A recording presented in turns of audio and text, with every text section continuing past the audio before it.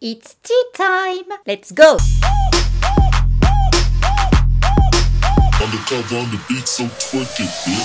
Hey, salut tout le monde! Je suis ravie de vous retrouver aujourd'hui pour une nouvelle vidéo consacrée à une série télé qui a marqué les années fin 90, début 2000. Il s'agit de la série télé Charmed. Je vous avais dit que je ferais une catégorie justement série télé. Je pensais pas commencer par Charmed, mais c'est souvent revenu dans vos propositions, donc je me suis dit bon bah je vais m'exécuter à la demande générale. Mais avant toute chose, je voulais partager avec vous une artiste qui m'a envoyé une illustration faite à mon effigie, sans que j'ai rien demandé en plus. Je trouvais ça trop sympa. La voici, je vous la partage sur l'écran. Du coup, je suis allée voir ce qu'elle fait. Donc elle s'appelle Caroline, et franchement, dans son site, il y a des illustrations assez sympas. C'est un style un peu particulier, donc vraiment je vous invite à aller découvrir ça. Et apparemment donc on peut lui commander des choses, à l'instar de Mathilde qui avait fait ma bannière YouTube. Je sais que certaines d'entre vous ont eu recours à ces services et elles étaient ravies. J'aime bien également ce style, c'est complètement différent du travail de Mathilde, mais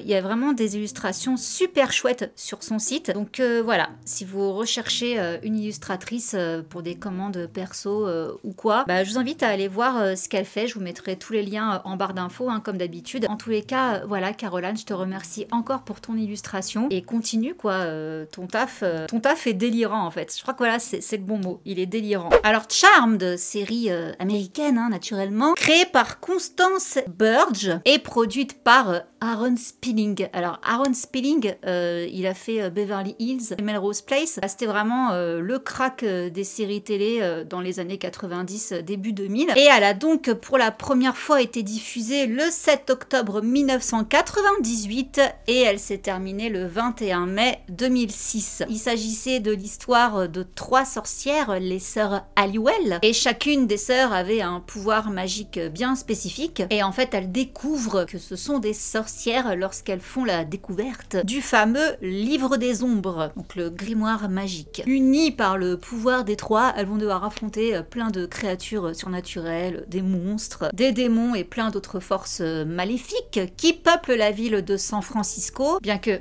la série n'ait pas été tournée à San Francisco mais à Los Angeles. Alors nous avons Prue, interprétée par Shannen Doherty. Alors elle est décrite comme une actrice, réalisatrice, productrice américaine et elle est donc née le 12 avril 1971 à Memphis dans le Tennessee. Alors elle, c'est ce qu'on appelle une enfant star. Elle a commencé vraiment très jeune derrière les caméras, plutôt devant les caméras. Elle a joué dans La petite maison dans la prairie. Oui, ça date. Mais bien sûr, on la connaît principalement pour son rôle de Brenda Walsh dans Beverly Hills 90-210 de 1990 à 1994. Et là, déjà, Shannen Doherty s'est forgé une réputation de bad girl. Pas mal d'histoires de conflits entre elle et certains autres membres de l'équipe. Ensuite, Piper, interprétée par Holly Marie Combs. Alors elle, amie d'enfance de Shannen Doherty, donc c'était plutôt cool qu'elle joue des sœurs. C'est donc une actrice productrice de télévision américaine, née le 3 décembre 1973 à San Diego. On la connaissait juste d'une série qu'elle avait fait qui s'appelait Un drôle de shérif pendant 4 ans, de 92 à 96. Ensuite, Phoebe. Bon bah Alyssa Milano, bon là, à mon sens en tout cas, elle était déjà très connue, on l'avait bien repérée dans Madame est servie. Toutefois, c'est pas elle qui avait été retenue pour le rôle à la base, c'était une autre actrice qui s'appelle Laurie Rom. Ils avaient même tourné le pilote avec elle. Je crois que l'épisode est disponible sur YouTube, mais après le tournage de ce pilote, pour des raisons personnelles, elle n'a pas pu poursuivre la série. Alors elle, pareil, au cours de sa carrière, elle aura quand même plusieurs casquettes. Elle sera également productrice, chanteuse et surtout activiste américaine. Et pour rappel, elle est donc née le 19 décembre 1972 à New York. Et donc le tournage, comment ça s'est passé? Bah déjà, comme je vous ai dit, Shannon et Holly, elles se passaient très bien quoi. Elles sont déjà meilleures copines depuis très longtemps. En revanche, avec Alyssa Milano, entre elle et Shannon, ça l'a pas hyper bien fait. À ce qui paraît, quand vous regardez donc les photos du casting, Shannon est toujours au milieu et ça, Alyssa Milano ne l'acceptait pas trop. Holly, elle, bon, je pense qu'elle s'en foutait un peu, quoi. C'était surtout une bataille d'ego entre Alyssa et Shannon. Donc, disons-le clairement, hein, elle ne pouvait pas s'encadrer. Alyssa Milano a révélé en 2001 dans un journal qui s'appelle TV Guide, je cite, « Il y avait des jours où j'arrivais, je disais bonjour à Shannon et elle ne me répondait pas. Et il y avait des jours où elle arrivait, me disait bonjour et je ne répondais pas. » Ça a fini quand même par impacter un petit peu, beaucoup même la série. Hein. À la fin de la saison 3, là ça a été le suspense. Alors à savoir que déjà, Shannon Doherty, on lui avait laissé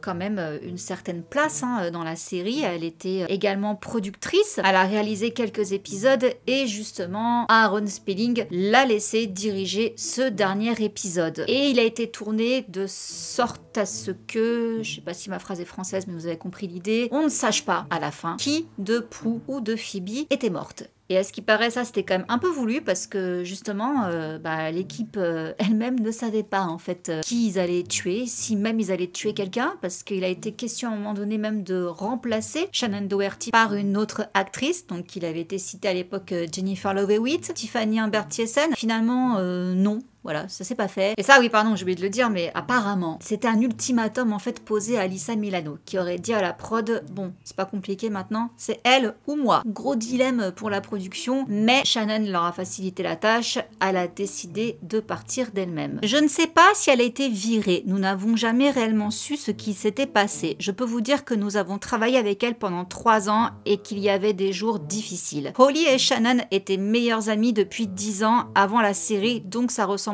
un peu au lycée. J'aurais espéré qu'à l'âge de 30 ans ou plus, on n'en serait plus là. Mais c'est le meilleur job que j'ai eu dans ma vie et une expérience qui m'a beaucoup appris. Bon, ça a quand même fait réagir Holly Marie Combs, hein, qui a répondu sur Twitter « Travailler sur Charmed ne ressemblait en rien au lycée. Je suis allée au lycée. C'était un travail très important pour moi et ça le sera toujours. » Bon, par contre, les rumeurs comme quoi elles en seraient venues aux mains, c'est faux. Mais il est vrai que les derniers épisodes à tourner ont été très tendus hein, entre Shannon et Alyssa. Et bien que Holly ait même voulu partir après le départ de Shannon, bon, finalement, ils ont bien augmenté son salaire, donc elle est restée, et elle a renégocié son contrat à 60 000 $ par épisode. Mais elle admet que lorsque Rose McGowan est arrivée, l'ambiance sur le plateau a radicalement changé. Donc, suite à ça, ils nous ont sorti une nouvelle sœur du chapeau, hein, Paige Matthews. This fall, the power of 3 is restored by another. Rose McGowan joins Charmed. Alors avant que ce soit Rose McGowan qui décroche le rôle, il était question éventuellement d'Eliza Dushku pour le rôle et je suis dégoûtée. Eliza Dushku c'est Faith dans Buffy. J'adore cette actrice, je la kiffe et franchement si elle avait eu l'un des rôles principaux dans cette série, mais oh là là. J'avoue que moi Charmed c'était pas, voilà, je l'ai pas suivi complètement la série, hein. J'ai vu quelques épisodes, je préférais Buffy. Donc c'est pour ça que la vidéo sur Buffy je pourrais beaucoup plus vous en parler. Parce que j'ai regardé jusqu'au bout, quoi. Je suis une grande fan de Buffy. C'est très dommage, parce que là, pour le coup, j'aurais été scotchée devant ma télé pour regarder avec Eliza Dushku. Mais ça a été Rose McGowan qui a eu le rôle. On l'avait déjà vu, hein. Elle avait surtout fait du cinéma. Alors, elle est également apparemment chanteuse, je savais pas. Mannequin, productrice, scénariste et auteur. Et elle est née le 5 septembre 1973 à Florence, en Italie. Bon, alors elle s'est fait bien repérer hein, en 96 dans Scream et également dans le film Jawbreaker. Elle a vite déchanté, hein. Non, ça n'a pas toujours été un long fleuve tranquille. Cette série, en fait, ce tournage a été abominable quoi, quand on regarde bien. Il y avait quand même beaucoup de misogynie hein, sur ce plateau. Je vous cite ce qu'a dit Holly Marie. La Warner Bros ne nous a jamais bien traités. Donc, nous ne nous attendions pas à des cadeaux de départ, ni à des fleurs ou même une carte. Nous n'avons eu aucune promotion. L'année du lancement, ils avaient leur série favorite. Leur politique était de promouvoir quelques-unes de leurs séries qu'ils voyaient comme leur tête d'affiche et nous n'en avons jamais fait partie. Quand la presse parle de la Warner Bros, ils citent Buffy, Felicity et Gilmore Girls. Et la seule série qui a duré plus longtemps que toutes celles-là n'est jamais citée, alors que c'est la nôtre. Donc voilà, on va dire qu'elles n'ont pas été assez mises en avant par rapport aux autres séries. Mais comme je vous dis aussi, le fait d'être des femmes, hein, ça les a quand même pas mal desservies. Elle devra attendre la saison 5 pour être enfin productrice. Et je crois que Alyssa Milano est aussi devenue productrice dans la série. Par exemple, dès le début de la série, on voulait imposer à Holly de porter des soutifs bien rembourrés parce qu'il trouvait qu'elle avait l'air ridicule à côté de Shannon et Alyssa, du moins de leurs attributs. C'est ce qu'elle a fait pour très vite les dégager. Et il y avait une showrunneuse justement qui travaillait sur cette série qui s'appelle Krista Vernoff, à qui on doit Grey's Anatomy. Et elle a travaillé pendant 4 saisons sur Charmed, de 2000 à 2004. Et elle a dit justement que la goutte d'eau qui a fait déborder le vase s'est passée lors de la saison 5, quand Phoebe se transforme en sirène. Alors, petite anecdote d'ailleurs au passage, Disney se serait inspiré du visage d'Alyssa Milano pour le personnage dessin animé, donc de la petite sirène. Et donc, quand on a vu Alyssa Milano en sirène avec de très petits cache-tétons, elle a pas aimé du tout. Là, comme par hasard, les audiences elles se sont envolées, merci le public masculin. Du coup, ça a donné de grandes idées pour les scénaristes qui se disaient comment faire pour que les filles soient nues cette semaine. C'était la question de chaque épisode en fait. Qu'est-ce qu'on peut faire pour qu'elles se retrouvent à poil? Elle, c'était carrément pas le message qu'elle voulait faire véhiculer à travers la série parce que bon, quand même, il y a des matières là. Enfin, 3 femmes, 3 fortes femmes quoi. Il y avait d'autres choses à montrer que de la chair. Donc ça l'a pas fait. Rose McGowan de son côté, on lui a bien pris la tête aussi avec ses cheveux. Parce que les filles en fait n'avaient pas le droit de changer d'apparence. Elle est passée de brune à rousse. Donc là, ils ont pété un plomb parce qu'elle n'avait pas le droit de faire ça sans les prévenir avant. Ils ont tarabiscoté une histoire dans le scénario. C'était une potion qui avait fait ça. C'est d'ailleurs elle-même qui avait soufflé cette idée-là. Mais suite à ça, ils ont commencé, ou plutôt continué à la harceler de plus en plus, à tel point qu'elle a commencé à tomber très souvent malade, à faire des crises d'angoisse. Et elle a dû avoir recours à l'hypnothérapie pour apprendre à gérer son stress. Et donc avec toute cette pression, elle voulait partir à la fin de son contrat, en fait, qui ne durait que 2 ans, donc à la fin de la saison 5, sauf que il y avait une petite clause à l'intérieur stipulant que si les audiences étaient très bonnes, il pouvait exiger de la garder pour 5 saisons supplémentaires. Et ce fut le cas. Bien des années après, dans son livre autobiographique qui s'appelle Brave, dit que justement il y avait un énorme manque d'égalité homme-femme, même de diversité, il y avait que des blancs sur le plateau. Et il y avait une seule femme réalisatrice qui a été engagée durant les 5 années où elle était là. Et elle se faisait harceler, quoi. Les autres membres du staff étaient juste horribles avec elle. Ils arrêtaient pas de la rabaisser. Et selon Rose, elle se demande même s'ils étaient conscients de ce qu'ils faisaient. Donc, comme je vous dis, tournage assez compliqué.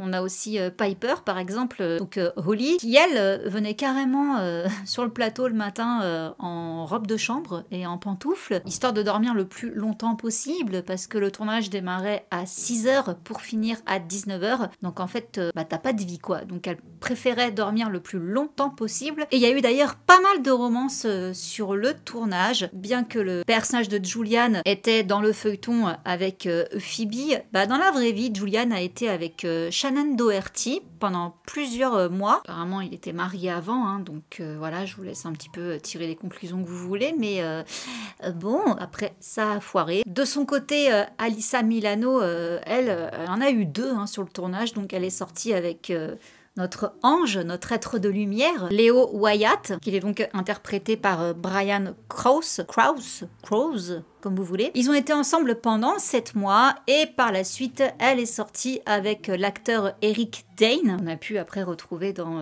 Grey's Anatomy, on l'aime bien. Et Holly Marie, alors elle a plutôt choisi un technicien, un chef machiniste, si mes souvenirs sont bons, répondant au nom de David Donoho. Ils se sont d'ailleurs mariés en 2004 et ils ont eu 3 fils, mais ils ont divorcé en 2012. La seule à qui on ne connaît pas d'histoire romantique sur le plateau, c'est Rose McGowan. Et justement, la grossesse donc de Holly, c'était pas prévu dans le scénario.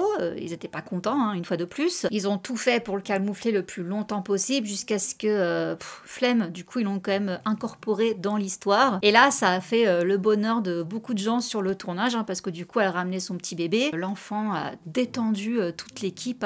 Le plateau s'est beaucoup plus assoupli. Bon, bien que la série rencontrait quand même un franc succès, elle a quand même pâti d'énormes restrictions budgétaires qui ont du coup changé un peu le décor, parce qu'ils n'avaient plus les moyens de tourner en extérieur, donc tout était tourné dans les studios. Vous pouvez aussi vous rendre compte qu'il y avait de moins en moins d'effets spéciaux. Malgré tout ça, Il y avait toujours pas encore assez d'argent, du coup, ils ont dû faire apparaître le rôle de Léo de moins en moins souvent, donc on le voit que quelques épisodes dans la saison 8, bien que toutefois ils aient quand même embauché une autre actrice pour alléger un petit peu le planning des filles, parce qu'elle ne tournait pas que dans Charmed, pendant l'entre-deux saisons, elle faisait aussi des films, donc elles étaient épuisées, enfin à un moment donné, je pense que là, vu les horaires qu'elles avaient, il y avait de quoi être vraiment HS. Donc ils ont accueilli dans cette saison Kaley Cuoco, qui interprétait donc Billie Jenkins, et qui apparemment a pas eu un franc succès auprès du public. Alors, il était éventuellement question pour le final, malgré les problèmes d'argent, de faire revenir Shannon Doherty. Or, quand elle a lu le script, elle n'a pas aimé en fait ce qu'il voulait faire de son personnage, donc elle a décidé de ne pas revenir. The reason for the season finale that I didn't is because honestly, the way that they sort of wanted to bring Prue back into it was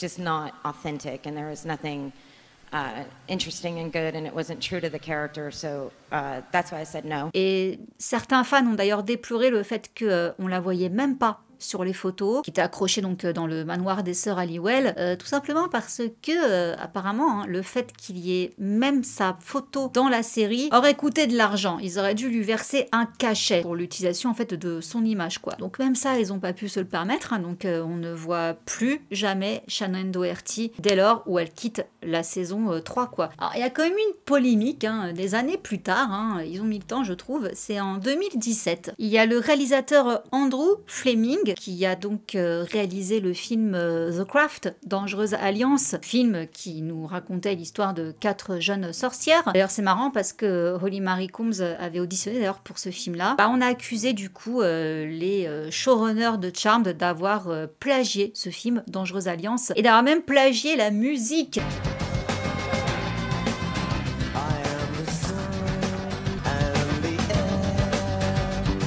C'était également donc l'idée de ce réalisateur. On ne l'entend plus dans la saison 8.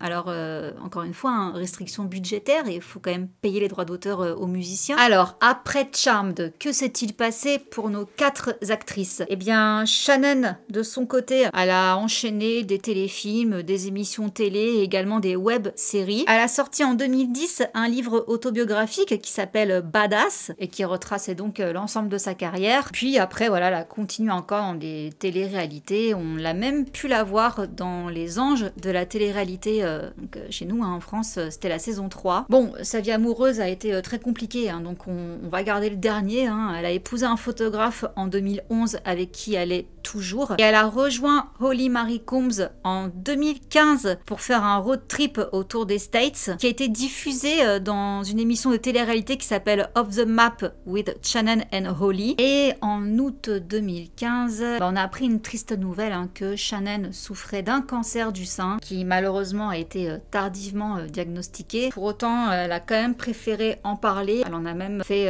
une revendication, on va dire un combat, pour dire que voilà, en fait, ça existe, il faut en parler. En février 2017, elle a annoncé que sa chimiothérapie était terminée. Pas mal d'autres personnalités d'ailleurs l'ont soutenue dans sa lutte contre le cancer, notamment Sarah Michelle Gellar, Buffy, mais également Alyssa Milano. Je pense qu'une grande partie de nos disputes est venue du sentiment que j'étais en compétition avec elle plutôt que d'être dans cette solidarité féminine entre sœurs dont la série parlait tant. J'ai une certaine culpabilité qui me reste à propos de mon rôle dans toute cette histoire. Je lui envoie des messages tous les 2 mois pour prendre des nouvelles. J'ai du respect pour elle. C'est une grande actrice et elle aime tellement sa famille. J'aurais juste aimé avoir autant confiance en moi pour le reconnaître à l'époque. C'est un bon mea culpa. Et en 2019, elle a rejoint le casting de Beverly Hills pour un reboot de 6 épisodes qui a été diffusé donc pendant l'été 2019 sur la Fox. Et voilà, peu de temps après, il y a eu le décès de Luke Perry,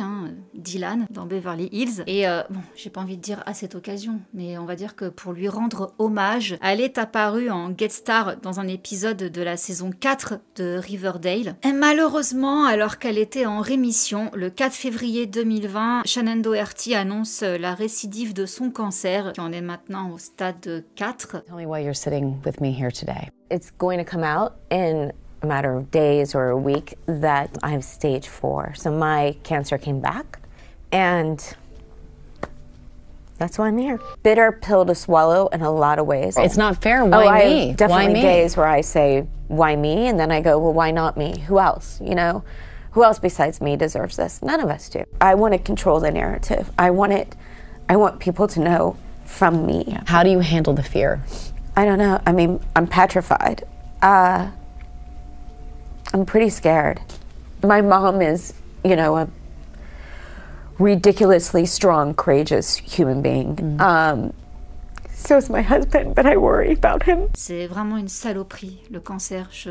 Bref, j'espère qu'un jour on trouvera un remède à cette saloperie, mais bon, elle est encore parmi nous. Alyssa Milano, elle, de son côté, après Charmed, eh bien, alors j'étais hyper surprise, parce que moi je l'ai quand même vue après à travers quelques films et tout, mais je savais pas du tout qu'elle aimait autant le baseball. Alors elle a créé une ligne de vêtements destinée aux jeunes femmes supportrices de baseball qui s'appelle Touch by Alyssa Milano, qui apparemment a été un énorme succès. Elle a également fait après des bijoux et des accessoires, des casquettes et des chapeaux également. Et tellement que ça a bien marché, elle a étendu sa ligne de vêtements à d'autres sports comme le basketball, le football et le hockey. Elle a même ouvert un blog. Elle est supportrice des Dodgers de Los Angeles. Et elle a même été animatrice de matchs pour la Ligue majeure de baseball en 2007. Et elle a même écrit un livre sur le baseball en 2009. On l'a retrouvée dans une série qui s'appelle Mistresses.